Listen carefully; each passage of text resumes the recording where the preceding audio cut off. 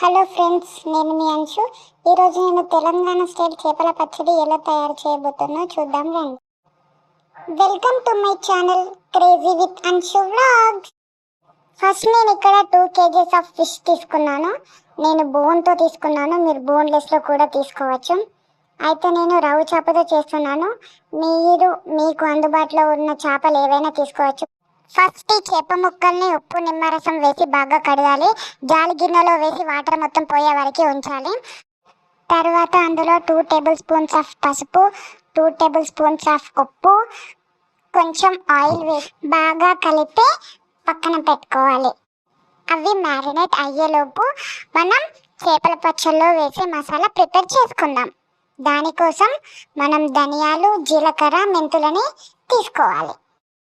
2 kgs చేప ముక్కలకి masala quantity వచ్చి 4 టేబుల్ స్పూన్స్ ఆఫ్ ధనియాలు, 1.5 టేబుల్ స్పూన్ మెంతులు, 2 టేబుల్ స్పూన్ ఆఫ్ జీలకర్ర వేసి బాగా డ్రై రోస్ట్ చేయాలి. మిక్సీ జార్ తీసుకొని అందులో మనం ఇందాక గ్రైండ్ చేసి పెట్టుకున్న మసాలా వేసి టేస్ట్కి తగినంత ఉప్పు, కారం వేసి బాగా గ్రైండ్ చేసి పక్కన పెట్టుకోండి. అందులోనే వెల్లుల్లిపాయలు దంచుకొని వేసుకోండి. ఆ క్లిప్ తీయడం నేను మర్చిపోయాను. తర్వాత ఒక బాండీలో ఆయిల్ వేసి మనం ముందుగా మ్యారినేట్ చేసి పెట్టుకున్న చేప ముక్కల్ని కొద్దిగా వేస్తూ చిన్న టీ స్పూన్ సహాయంతో మెల్లిగా తిప్పాలి. కొంచెం సేపటికి అవి ఎర్రగా వేగిన తర్వాతనే గంటతో కలపాలి. ఇలా గోల్డెన్ షేడ్ వచ్చిన తర్వాత ముక్కలు తీసి పక్కన పెట్టి కొంచెం విరిచి చూడాలి. లోపల మెత్తగా బయట క్రిస్పీగా ఉండాలి పీసెస్. పోపు కోసం ఒక బాండీలో ఆయిల్ వేసి అందులోనే 1 టేబుల్ స్పూన్ ఆఫ్ ఆవాలు, గుప్పెడు కరివేపాకు అండ్ 2 టేబుల్ స్పూన్స్ ఆఫ్ అల్లం వేసి బాగా గోల్డెన్ బ్రౌన్ కలర్ వచ్చేంత వరకు బాగా వేపాలి. మనం అల్లాన్ని ఎంత వేపుతామో పచ్చడి అంత టేస్టీగా కుదురుతుంది.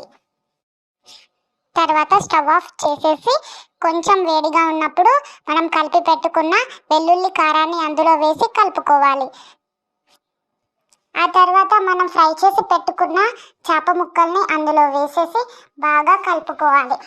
ఒకవేళ మనకి ఆయిల్ తక్కువైంది అనిపిస్తే వేరే బాండీలో ఆయిల్ హీట్ చేసి చల్లారిన తర్వాతనే అందులో యాడ్ చేసుకోవాలి. నాకు ఇక్కడ ఆయిల్ సరిపోలేదు కాబట్టి వేరే బాండీలో ఆయిల్ తీసుకొని కలిపేశాను. పచ్చడి చల్లారిన తర్వాతనే అందులో నిమ్మరసం వేసి బాగా కలపాలి.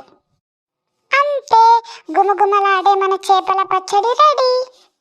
దీన్ని గాజు సీసాలో అయినా లేదా ప్లాస్టిక్ డబ్బాలో అయినా స్టోర్ చేసి పెట్టుకోవచ్చు. ఈ పచ్చడి చేసిన తర్వాత 2 రోజులు ఆగి తింటే ఇంకా చాలా బాగా టేస్టీగా అనిపిస్తుంది. మీరు కూడా ఒక్కసారి ట్రై చేసి ఎలా వచ్చిందో నాకు కామెంట్ చేయండి. Thank you for watching. Do subscribe for more videos.